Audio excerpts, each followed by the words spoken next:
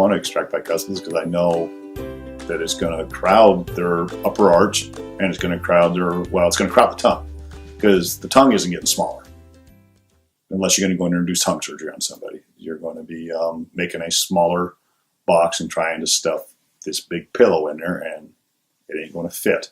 It's got to go somewhere. It's going to go back into the throat and shut off the airway.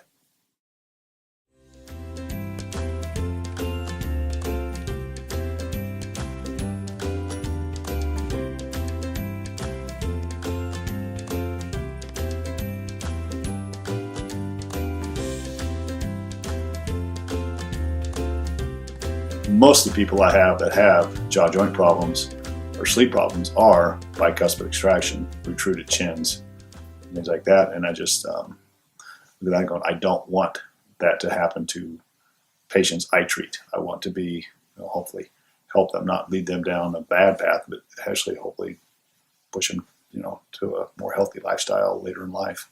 They may not know now, but maybe later on they may never understand it, but at least I can go to bed at night sleeping better, thinking that I'm doing what's right for these people, not what's wrong for these people.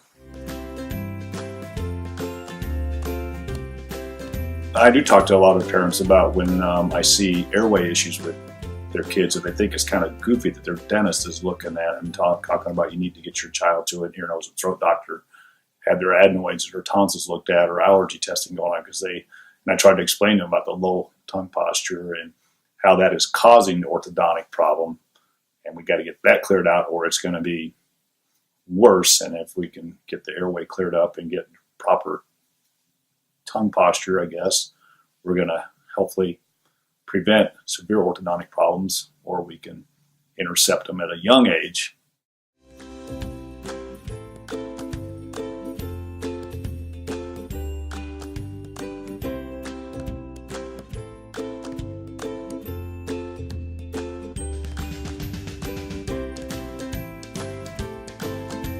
BioBlock, by expanding the upper arch and driving it forward and then bringing that lower jaw forward, you're bringing that tongue, you're making a bigger box to stuff that pillow in. You're getting the bigger box stuff in it so that pillow has more room to be where it's supposed to be. Instead of back in the throat, it's supposed to sit, roof of the mouth and forward.